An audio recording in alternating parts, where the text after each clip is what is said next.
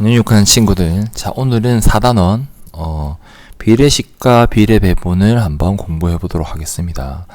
처음 시간이고 오늘은 비례식과 비례배분에서 이 단원에서 무엇을 배울지에 대해서 크게 한번 훑어보고, 그 다음에 우리가 이 비례식과 비례배분을 공부하기 위해서 우리가 무엇을 알아야 하며 우리가 알고 있어야 되는 것은 무엇인지, 그 다음에 우리가 이걸 배우기 위해서 앞에서 무엇을 배웠는지를 한번 다 살펴보고 한번 떠올려 보도록 하겠습니다. 먼저 우리가 이 비례식과 비례배분 전에 6학년 1학기 때 비와 비율이라는 걸 배웠습니다. 그래서 이거를 한번 복습을 간단하게 한번 해보겠습니다.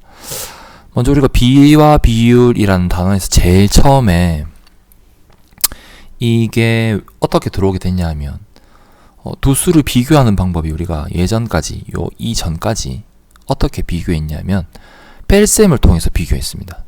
대부분. 맞죠? 뺄셈을 통해서 비교했는데, 이 뺄셈을 통해서 비교하는 것 말고 또 다른 비교 방법에 대해서 한번 생각을 해본 겁니다. 그게 바로 나눗셈이죠. 2단원에 그리고 1단원에 배웠던 분수, 소수의 나눗셈처럼 나눗셈입니다. 나눗셈으로 비교를 한 겁니다. 두 수를. 그래서 뺄셈으로 비교했을 때는 단순히 숫자가 어떤 규칙성을 발견하기 어려운 경우가 생길 수도 있었어요. 예를 들면 이거죠. 지금 뺄셈을 통해서 하면 3, 6, 9, 12 이렇게 되겠죠. 계속 중중중 커지겠죠. 그냥 숫자가. 그런데 나눗셈을 통해서 비교를 하면 2라는 숫자로 일정하게 나타납니다. 그래서 이 뺄셈을 통해서 비교를 하는 게 필요한 경우가 있고, 또 나눗셈으로 비교했을 때 그 수의 두 수를 비교하는데 활용되는 경우가 있기 때문에 그 각각에 맞게 비교를 하기 위해서 등장했습니다. 그래서 이 비죠. 나눗셈으로 두 수를 비교하는 겁니다. 그래서 요 기호를 사용하고, 색깔 다른 걸로 쓰겠습니다. 요 기호를 사용하고 요것을 사용해서 나타낸 것을 B라고 합니다. B. B. 그래서 두 수 3과 2를 비교할 때는 3대 2라고 씁니다. 예를 들면 지금 포도주스 만드는 거죠. 우리 수학책에 나오는 내용이 이거죠. 포도주스 만들 때 3, 6, 9, 12, 15, 3의 배수, 그 다음에 포도 원액이 2, 4, 6, 8 이렇게 들어가겠죠. 맞나요? 2, 4, 6, 8, 10 맞나요? 이렇게 들어갈 텐데 요 두 수를 비교할 때 3대 2, 나눗셈을 비교하면 그렇게 되죠. 3대 2라고 읽습니다. 그리고 요 3대 2를 다른 방법으로도 읽을 수 있는데 이렇게 읽을 수 있습니다. 3과 2의 비, 3의 2에 대한 비, 2에 대한 3의 비. 여기에 빨간 줄을 그은 이유는 알죠, 여러분들? 뒤에 이 땡땡에서 요 B를 나타내는 요 기호에서 오른쪽에 위치한 이 콜론이라고 하죠. 영어로는 콜론의 오른쪽에 위치한 이 수를 기준량이라고 합니다. 요 3대 2에서는 2가 기준량이겠죠. 그리고 왼쪽에 있는 요 기호를 기준으로, B를 나타내는 기호를 기준으로 왼쪽에 있는 이 수를 비교하는 양이라고 합니다.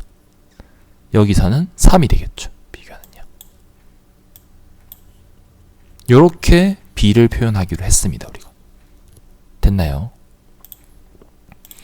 그래서 이 B를 표현했고, 그 다음에 한 게 뭐냐면 이 B를 그냥 땡땡으로 나타내니까 우리 보통 수는 크기를 나타내기 위해서 사용하는데 이 크기를 짐작하기가 쉽지 않다.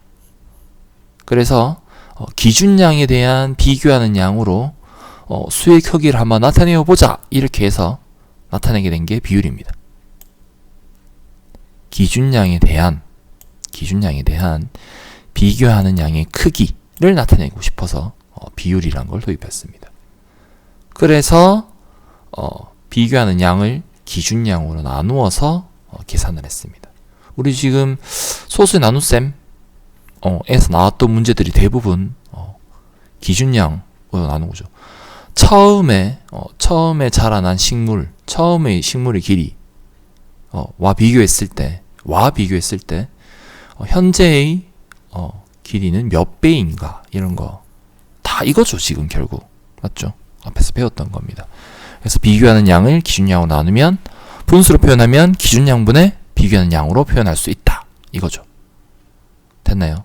우리가 방금 소수의 나눗셈에서 했던 그런 문제들, 그 다음에 분수의 나눗셈에서 했던 영수는 연수의 몇 배인가 이런 것도 있죠. 그게 다 지금 비율과 관련되어 있습니다. 기준량을 무엇으로 뒀느냐에 대한 거죠. 됐죠? 그래서 이 비율을 알아보고 나면 이 비율이 사용되는 예들이죠. 다양한 예들이 많죠. 그래서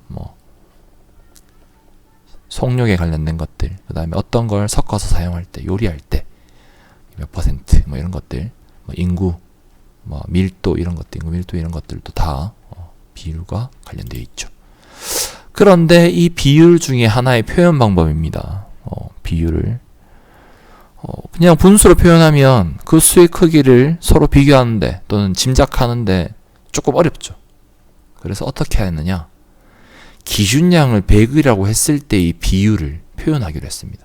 그게 100분율이고 요 기호를 쓰면 우리가 퍼센트라고 했습니다. 이게 100분율입니다. 비율을 표현하는 한 가지 방법입니다. 됐나요? 그게 100분율입니다. 그래서 이 100분율은 기준량을 무엇으로 한다?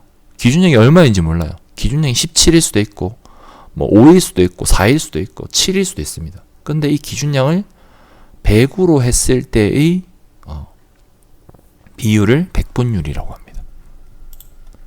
이 100분율이 사용되는 경우는 대표적으로 할인율, 그 다음에 득표율, 그 다음에 농도, 진하기 이런 걸 이야기할 때 100분율 많이 사용합니다. 그래서 우리가 1학기 때 이러한 것들을 배웠습니다. 이런 것들 배웠고 우리 2학기 때는 어떤 것들을 배울지 한번 살펴보겠습니다. 자, 아까 등장했던 요거죠. 포도주스 만들고 있죠. 맞나요? 여기 빈칸 다 채워줬네요. 그랬을 때 이 비를 표현한 나눗셈으로 수의 크기를 비교해 있는 거죠. 그랬을 때 포도 원액의 양에 대한 포도 원액의 양이죠. 이게 기준량이죠. 그래서 요 기호의 오른쪽에 위치한다. 에 대한 물의 양, 이게 비교하는 양입니다. 요거에 대해서 요걸 비교하겠다 이겁니다. 기준으로 해서. 그래서 이렇게 표현한 게 비고, 요 비, 나타낸 비를 크기를 짐작하는 게 쉽지 않죠. 그냥 3대2, 4대 3, 4대7 이런 거 했을 때 그냥 딱 보면 알 수 없죠. 기준량에 대한 비교하는 양의 크기를. 그래서 이걸 나타낸 겁니다.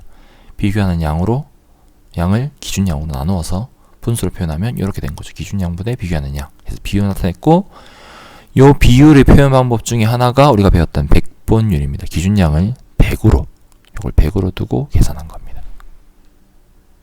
됐죠? 그래서 여기 있는 내용들을 한번 살펴볼게요. 자, 먼저 비성질 알아볼 겁니다. 비성질. 비성질은 우리가 요 기호를 통해서 기준량과 비교하는 양이 등장을 하죠. 맞죠? 이렇게 쓰기로 했죠. 읽는 방법이 다양했고, 그래서 이렇게 표현을 했는데 이 비에는 어떤 성질들이 있느냐? 성질까지는 아직 안 알아봤죠. 그래서 요 성질에 대해서도 한번 알아보겠습니다.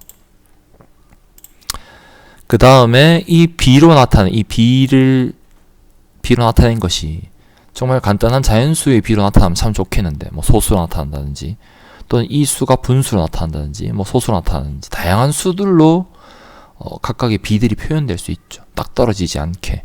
그래서 그걸 간단한 자연수의 비로 한번 나타내어 보자 이겁니다. 나타낼 수 있는가? 나타내려면은 뭘 활용해야 되죠? 비의 성질을 활용해야 되겠죠. 비의 성질. 맞죠? 비의 성질을 활용해서 간단한 자연수의 비로 나타내야 됩니다. 비의 성질에 어떤 것이 있을까? 한번 생각을 해보는 거죠. 자, 그 다음 배우는 게 비례식입니다. 이 비들 간의 이 표현들을 가지고 식으로 나타내는 겁니다. 비례식. 비례식은 무엇인가? 어떤 것들이 있는가? 알아보고 비례식에는 어떤 성질이 있는가? 비례식은 무엇이며 그 성질은 무엇인가? 그래서 성질까지 알고 나면 그걸 활용해 가지고 우리 실생활의 문제를 한번 해결해 보자. 실생활 문제 해결합니다. 그리고 비례 배분을 통해서 한번 나누어 보는 겁니다. 그 비를 가지고 나누어 보는 겁니다. 전체를. 그런 것들을 한번 공부하게 될 겁니다. 그래서 얼마나 알고 있나요까지, 다음에 탐구 수학까지 하게 될 겁니다. 한 10시간 정도 공부하게 될 겁니다. 됐죠?